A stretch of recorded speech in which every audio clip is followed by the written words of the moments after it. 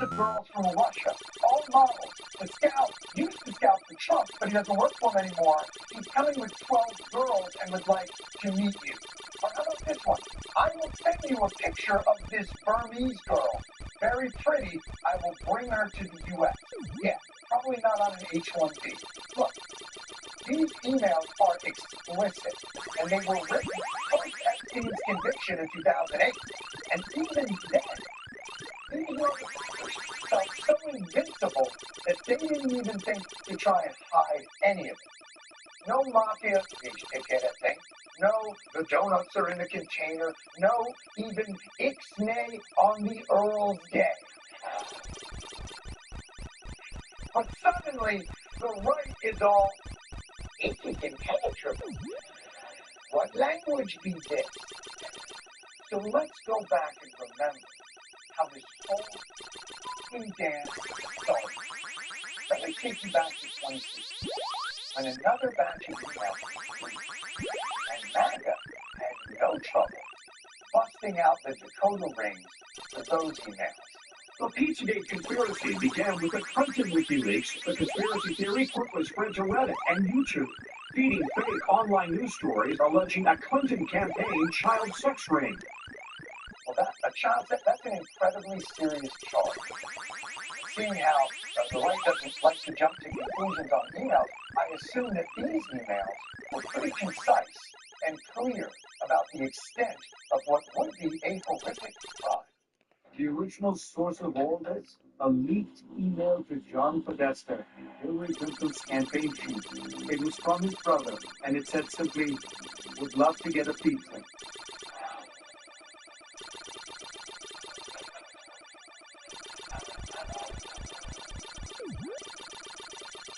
By God.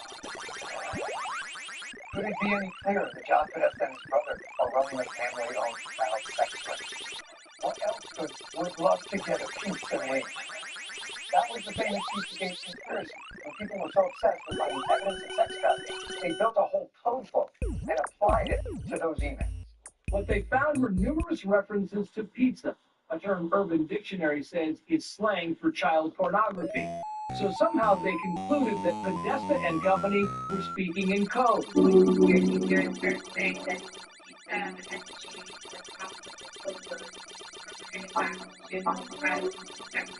Why did the Podesta emails mention the code word pasta for either little boy or sex 78 times? Why would he mention pasta 78 times? Other than the fact that he is Italian. He is Italian.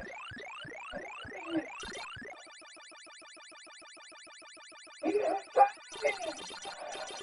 And we try to type Podesta into your phone, half the time it will autocorrect to pasta. And mentioning 78 times is long. I mean, who knows what this dude is into? But mentioning pasta doesn't make someone a pedophile, even if it does make them a pedophile.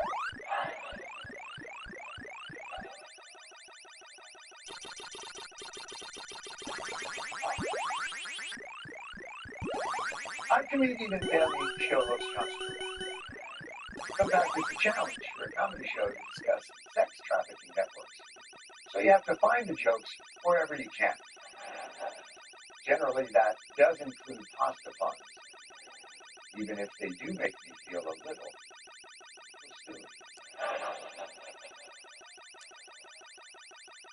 silly. But the Pizzagate conspiracy wasn't just left to grow on its own. People in model world were very happy to see that fire.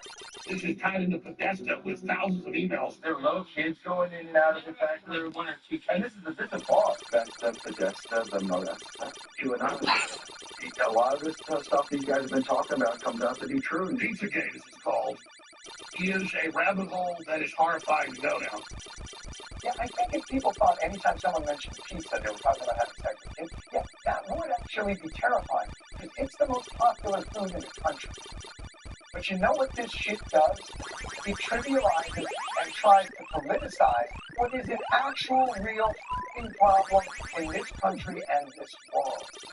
and has now put those same influencers in the position to back away from this in present time with far more explicit evidence. This is an email without any context. Once again, ultimately, it's just Epstein trying to pull Trump in or implicate him. And they've been over them. They've been cherry-picked. They know it's there. It's all old stuff. So it's just more gaslighting, more deception. And I've always said context isn't important. As I say on my show every day, the truth is oftentimes nuanced. That's why I got to be real careful with shit. And as for Bannon, in these emails, we've learned he was working with Epstein to figure out ways he could rehabilitate Epstein's image. Amazing.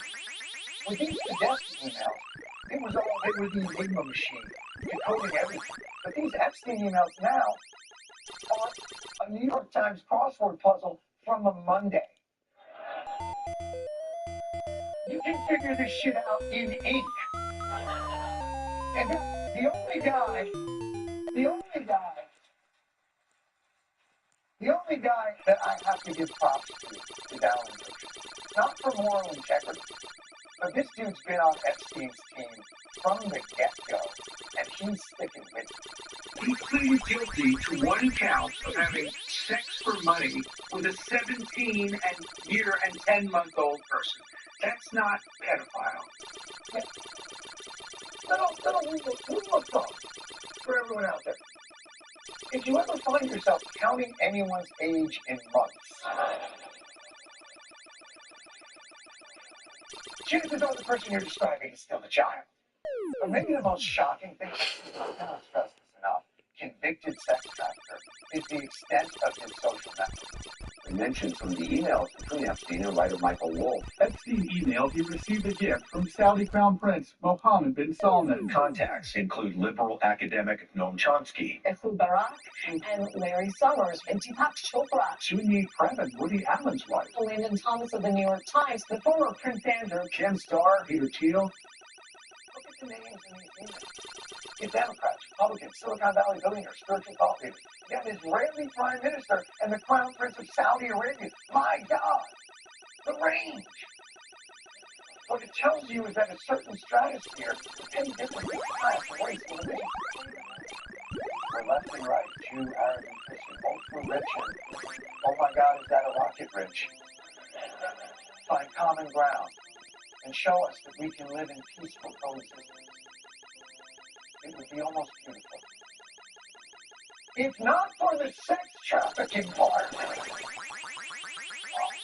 God! In the sex trafficking ring, is there anything you can't spoil? And I'm not saying these people are all in the ring, but Epstein was a convicted sex offender at the time of these emails. And of course, mentioned in these emails more than anyone else, more than 1,600 times, is Donald Trump. Is that evidence of his guilt? No. But it shows that he's part of that story.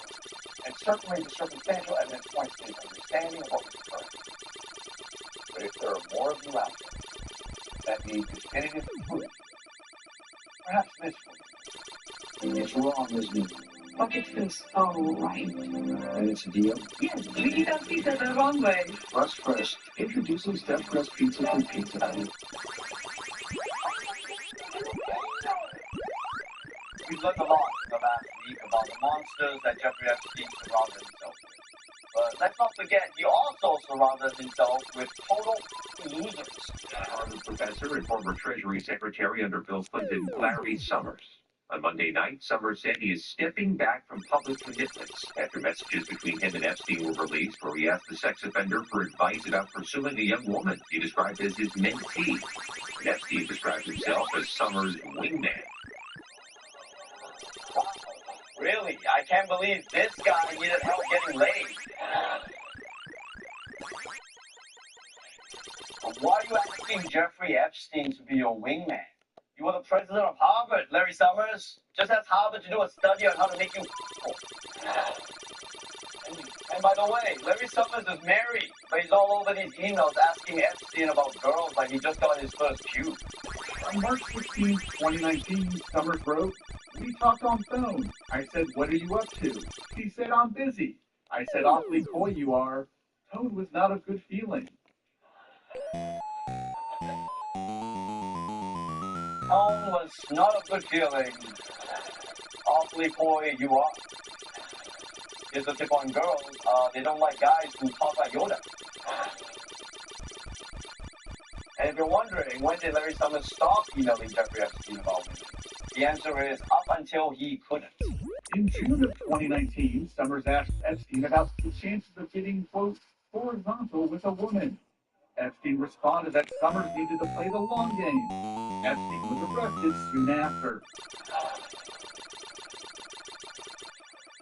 Yeah, I kind of actually feel a little bad for Jeffrey Epstein. I mean, the walls are closing in on him at this point, and he still has to teach this dork game. Like texting, it's hard to talk, hiding from feds, cheap nagging. But Epstein emails are just a gross appetizer here. Everyone is still waiting for the disgusting main course, the DOJ's Epstein files. For months, Trump has done everything he can to prevent the release of these files. He's tried persuading Republicans not to vote for it, and he tried threatening them. And then he tried pointing up at the sky and going, "Whoa, what's over there? What is that?"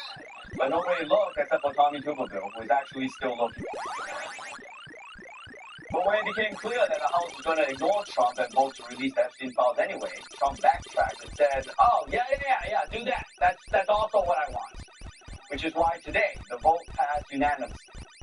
Almost. In a rare show of unity, the vote was 427 to 1. The Ghana Republican Congressman voted the only member voting against this bill. Okay, does Clay Higgins represent the 3rd Congressional District of Epstein Island? Who even is this guy? Oh. Okay, that makes sense. Now I believe this is a guy who would vote to block the Epstein files. I mean, he doesn't need the DOJ to release them. He's just going to steal them from Indiana Jones later. But aside from him, all the House Republicans voted against Trump. Even his most ardent supporter, Marjorie Taylor Greene, Georgia representative and woman who just started taking the meds. Trump was so mad, he called her a traitor this weekend. And I bet that got her back in line.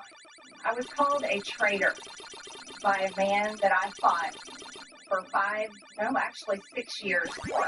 Let me tell you what a traitor is. A traitor is an American that serves foreign countries and themselves.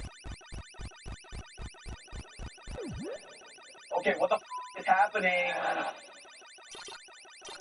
with Marjorie Taylor Greene? Did she get the severance surgery? Was she bit by a radioactive Rachel Maddow? She's getting so liberal that a month from now she's going to be performing on NPR's Tiny Desk. I mean, and how dare she? How dare she imply that Trump serves foreign countries? Okay?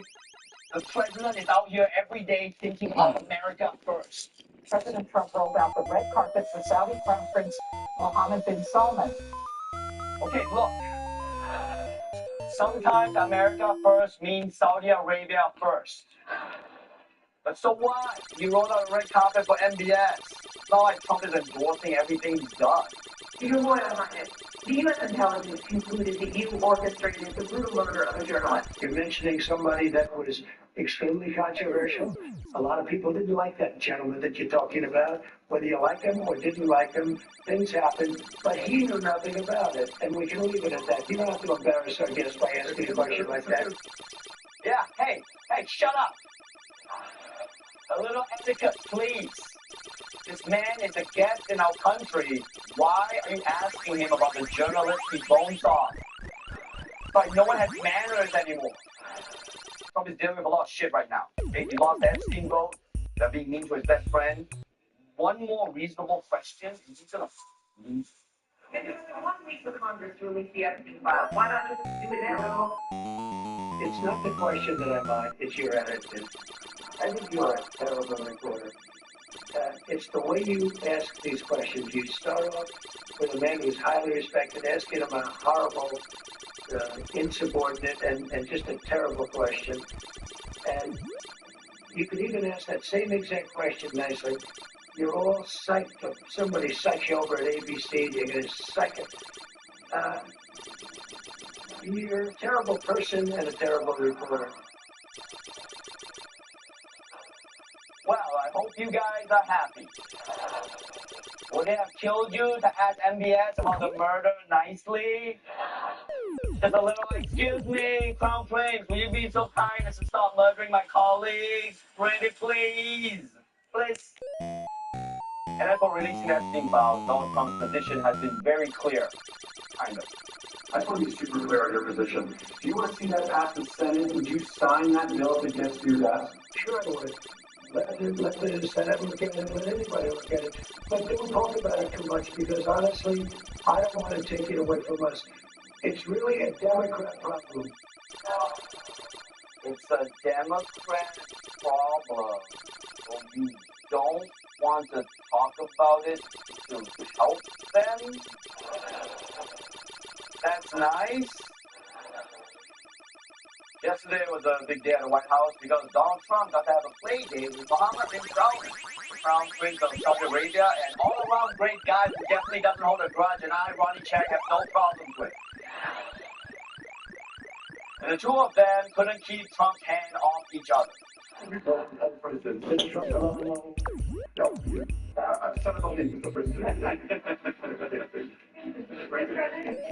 Joe doesn't give a fist bump, I grab that hand. I don't give a hell where that hand's been. I grab that hand. What the hell was that? That was the worst handshake I've ever seen. That was like the 9/11 of handshakes. And don't forget, Saudi Arabia is involved. Okay. And Trump, why are you wondering where his hand has been? You're the one whose hand is decomposing. I mean, now you might be wondering, wait, how is Donald Trump best friends with MBS? Isn't Trump the Muslim ban guy? Didn't he just spend a month calling Zora Mandani a terrorist? Well, the difference is that Zora Mandani is a Shia Muslim whose family comes from Uganda by way of India, whereas MBS is giving Trump money. The Trump Organization already has multiple projects in Saudi Arabia, including Trump Towers in Jeddah and Riyadh, and a Trump Plaza in the works. In the last year alone, the Trump Organization's Saudi partner pumping more than $20 million into the family business. Wow, 3 Trump Towers in Saudi Arabia? See, America can f*** up your skyline too. But enough about collusion between global elites. Let's move on to the Epstein files. Yeah! Where are my eggheads at? Just me. Yesterday, the House of Representatives voted to release the files thanks to brave Republicans like Nancy Mace, who was very clear about not being a part of the Epstein network. The Epstein email suggests that, in fact, there is a widespread code among people with power and money who support one another. Does that exist in Washington? I'm not part of the powerful. I'm not part of the elite. I'm an island of one. I don't get invited to parties. I don't have any friends. I have a dog.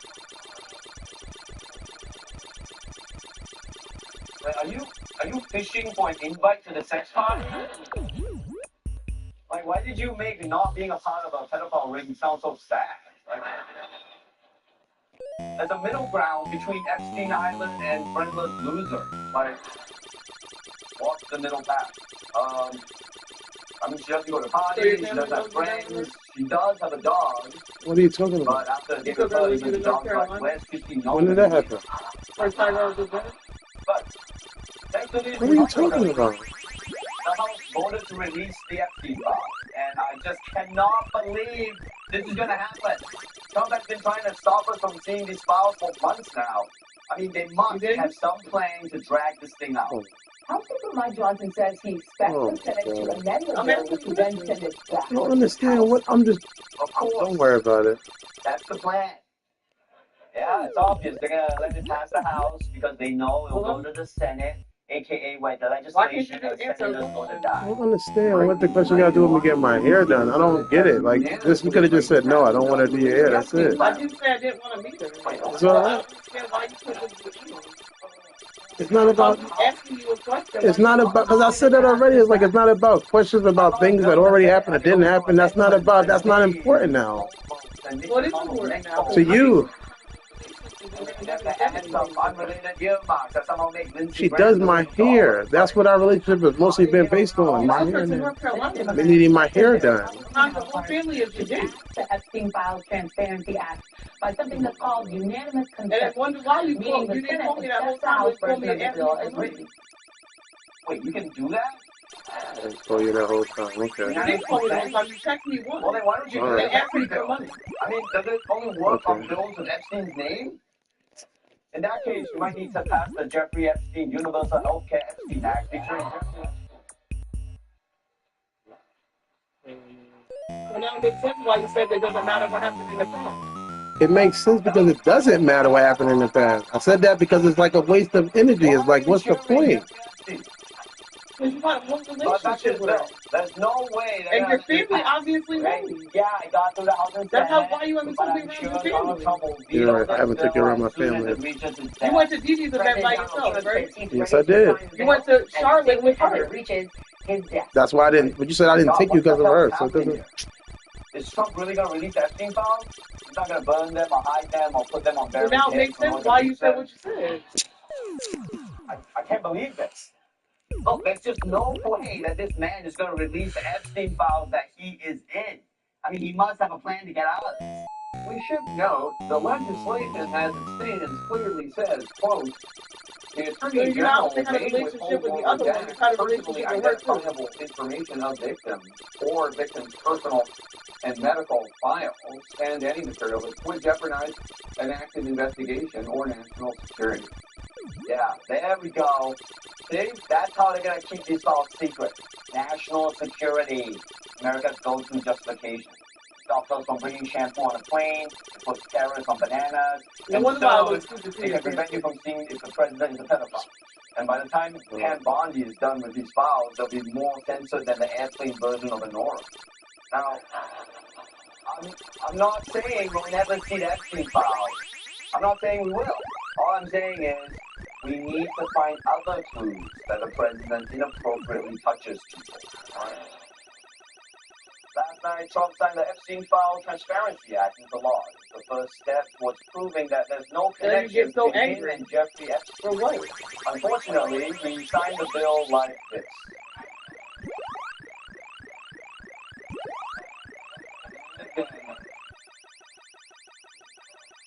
So now this bill is a law. It's fully legal, or as Megyn Kelly would probably call it, it's peace. In the meantime, Pam Bondi has opened a new investigation into Epstein's relationship with Democrats, and not just because Trump ordered her to go on Twitter for the whole world to see. No, that's not why. She had a perfectly good explanation for that she's not nervous about at all. What changed since then that you launched this investigation? Information that has come for information. There's information, there's new information, additional information. Perfect answer. It was perfect. What part of information in the implement way I implemented that? Do you not understand? Also at the briefing was FBI chief podcaster Kash Patel. Seems to think that if he stands still long enough, we won't notice that he's a part of this whole thing. I mean, I've heard of a 1,000-yard stare, but this dude looks like he could see to China right now. Hey, Cash, could you check in on my family in Malaysia while you're at it? What's my mom doing? Hello? Actually, no, don't come on. You're not going to say nothing? But Pam Bondi isn't the only Trump official investigating Democrats and up. We also got Lindsay Halligan, whom Trump made his personal lawyer after he saw her on a golf course in a suit. Which sounds like a joke, but it's not. She's now a U.S. attorney leading his crusade against James Comey, and she's crushing it. The case against former FBI Director James Comey may be in jeopardy. Lindsay Halligan, the inexperienced prosecutor President Trump handpicked for the job, but who was never tried a criminal case, admitted she never showed the entire grand jury the indictment it was supposed to have approved. It's a mistake that could end up getting the case thrown out entirely. It turns out the unqualified lawyer of the case. I mean, this is how legally wrong would have gone if it was real. Like, Well, I've never tried the case before, but I'm going to do my best. Case dismissed, you are disbarred. Roll credits. In her defense, how is she supposed to know she has to show the indictment to the whole grand jury? Okay? They almost never show that part on Suits. Let's move on to one of Trump's friends who never gets anything wrong, Elon Musk. He's been away for a while, but this week he was back at the White House for a state visit. And I'm glad that Trump and Elon made up. Because love him or hate him, Elon is the richest guy in the world, so you have to love him. And if you doubt Elon's greatness, just ask his own AI. After some apparent reprogramming, Elon Musk's Grok AI is now telling users that Musk ranks among the top 10 minds in history, rivaling Da Vinci or Newton. Grok also claims that Musk's lean and wiry physique, while not Olympian, places him at the upper echelon, and that he edges out LeBron James in, quote, holistic fitness.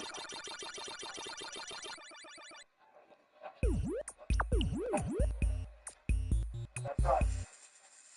Elon Musk is in better shape than LeBron James.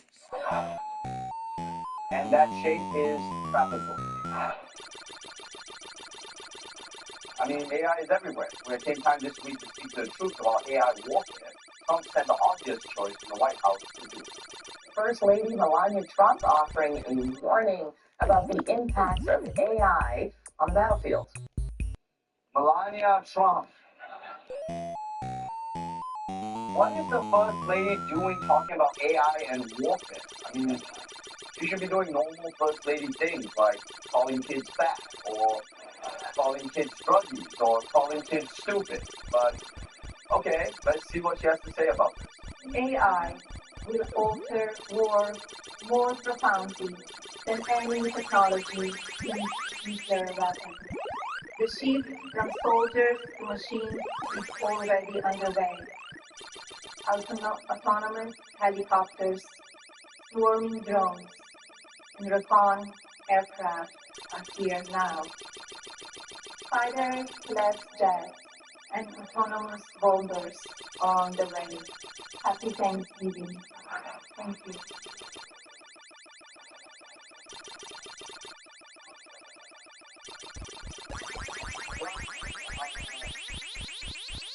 The new Terminator movie is weird as hell. I can't even tell if she's for or against this future that she's describing. Like, maybe she's just waiting to see who wins and then declare her allegiance. She's like, the robots will destroy us, and that good old man will see. And finally, big news from the Secretary of Transportation, Sean Duffy. The FAA has had a lot of problems with shortages, failures, mixing up the sky and the ground. But luckily, Sean's got a solution that will fix everything. The Department of Transportation is urging airline passengers to be on our best behavior with some civility and manner back. Ask yourself, are you helping a pregnant woman put a bag in the overhead bin? Are you dressing with respect? Are you saying thank you to your flight attendant and the pilot? Are you saying please and thank you in general? Are manners the most important thing for the FAA to be dealing with right now? This will be like if in the middle of Vietnam, Henry Kissinger said, hey everyone, just here to say chew with your mouth closed. But Duffy's right, we should all be more civilized, including the president, who just today posted, hang the Democrats. Does that sound polite to you? No. It should be, please hang the Democrats. But they are really committing to this civility campaign. They even released a whole video about how they want to take air travel back to the golden age. Come fly with me, let's fly away. Air travel is a miracle of American ingenuity. We respected the dignity of air travel and the men and women who made the dream possible. Flying was a bastion of civility. But today,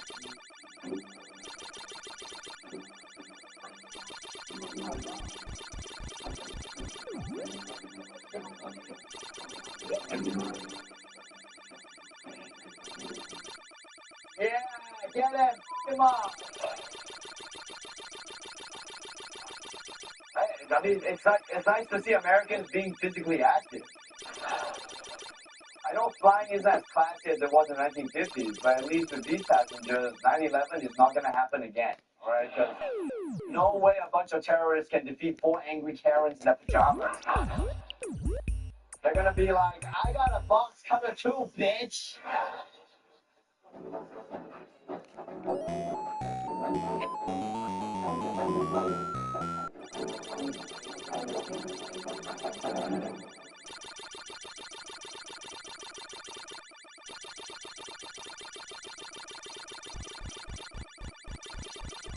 Fabulous. Lovely. Lovely. Crazy, right? Great. What do you do when you're in a newsroom? And something like this, not your newsroom. Okay. But when something like this emails me, and it's so salacious, and it's got so many layers to it, and it so speaks to privilege and corruption and invincibility at the highest levels, is that the trifecta for journalists to kind of dig into? What is the sense of this? You know, the journalists have been digging into this from the very beginning. It was great journalists, obviously, who revealed it from the very beginning when all this stuff started years ago. There was a great journalist from the Miami Herald, Julie Brown, sure. yes, indeed, who broke the actual story of the not so serious plea deal that we got all those riots. And this, as you just said, in the country existence.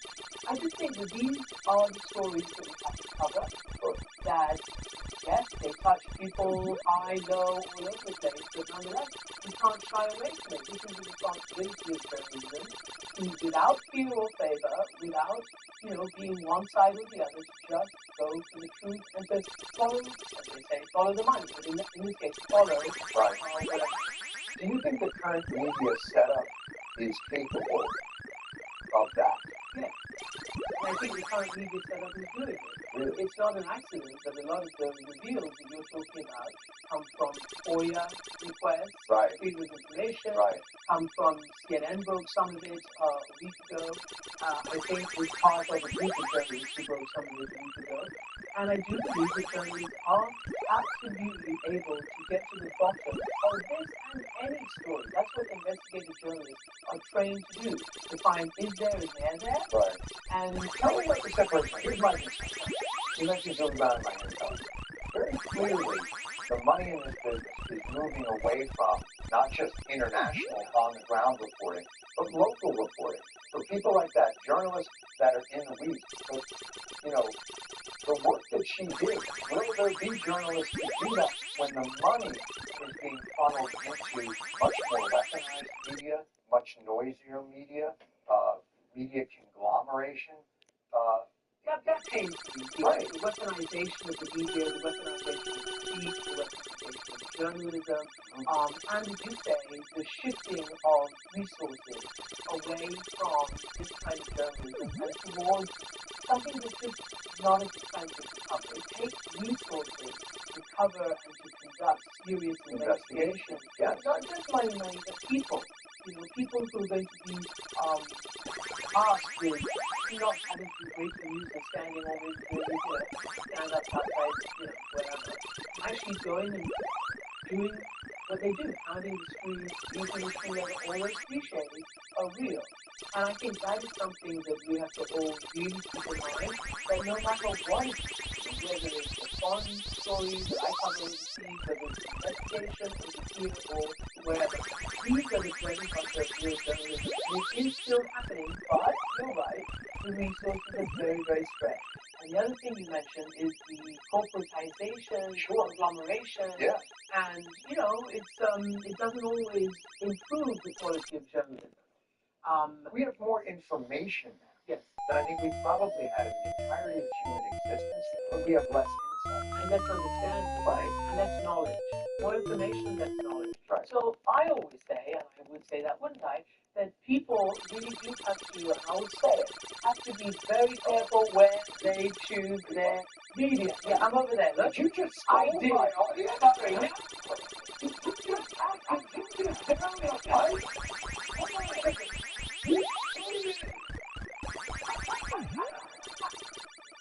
guys are doing great. Don't. No.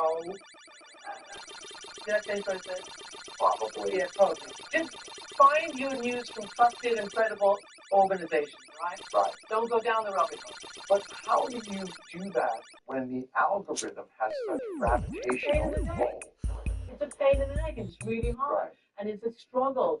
And it's a struggle with also, as I said, you know, it's weaponized pretty easy. It hasn't been in my experience. Anyway, maybe somewhere in the past. Right. It was like this. But you can barely cover all sides of the story. And you can barely be an actual journalist and cover this side and that side and come up with, you know, what's going on. Are we making without a people mistake? saying you're on the wrong side of the road? Are we making a mistake of buying into, for most of news, the right-left paradigm, as opposed to something more exclusively corruption versus? I think so. Is that something that feels like a business model that would have legs? I think there's such thirst for corruption is so endemic in these systems, and I think the Epstein case shows it has no party. It has no faith. There is a stratosphere that exists beyond accountability. And that feels right for not just good journalism, but good business. I think, you know, it's the good nature of all of this, with all being done, as President Trump said in his campaign, had they released all the files and this and that, they would have been done and dumped and dusted, right? And then people would have taken what they could and so on and did this evening. But I think it's the drip, it's the sort of story that's going around that there's a division within MAGA, within the president's own base on this.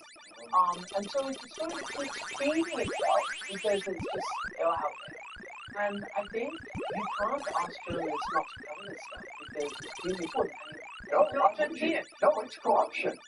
And it's happening in the UK, as you know. It's touched members of the royal family, a member of the royal family who's been defenestrated by his brother, the king.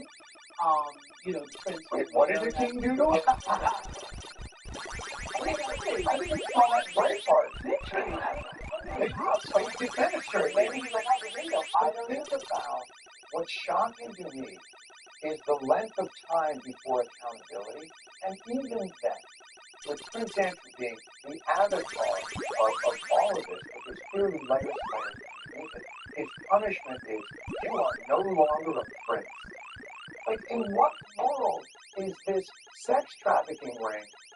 Somehow the only thing that happens is one guy's out prince and the other one gets all the toilet paper she can use. How does that seem just or fair to anybody watching? As you know, we and I have spent many years covering sex trafficking around the world. I've done 50 minutes about sex trafficking from the platform of the Soviet Union. I've done, you know, the oppression and the victimization and the abuse of children all over the world. So it is very, very clear that there is conscience and there is a morality to covering these stories. It's very clear.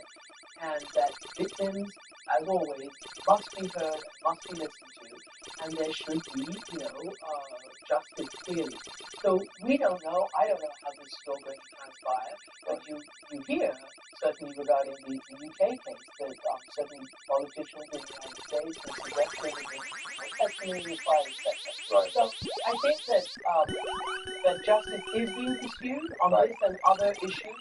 When you are traveling the world and you're getting to interview some of those that are in these halls of power or that live on that plane of a lack of accountability, is it they just breathe it like air, or is it evident the utter lack of accountability? I think, you know, from what I have experienced in my life, talking to certain, you know, people of great privilege and often unelected, right? I come across, there's a lot. Sure. So when that happens, you become hugely arrogant because you feel you are entirely invincible. And until some revolution happens or somebody, you know, so you get humbled by the people. Yeah, and I find that arrogance is a very, very common through line for all the people who I've interviewed who had other situations.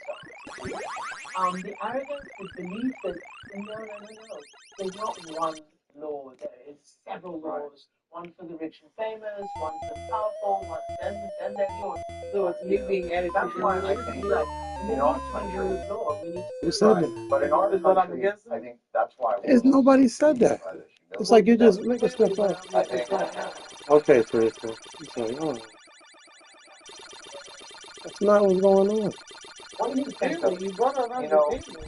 I've been It's just like you just sat there and found something that you could think you could argue about to argue about it. That's what it comes down to. But that makes sense why you said what It you said. really is. It makes sense when I said what I said because everything is just something for argument. some may want. No, I asked you the other day. And that's what I said. And then you took her to your thing in North Carolina. You haven't taken me anywhere in months. But I find that, for a And lot then of you took her to your family function. So how many times did she go with you? you go around the world, despots are generally Clearly it is. actually You pretty have a popular, whole especially relationship with this You know, person I was hoping you'd ask me this that you take everywhere and asking me for money to pay for somebody else. According to Politico, I don't want to be held, I sent you money that weekend. You didn't talk to me at all that whole weekend, and now I know why. So it's me being added to your relationship. So I'm the one that's in the way. He's And I'm on the the side side of people. He's found the choose your people. news sources wisely.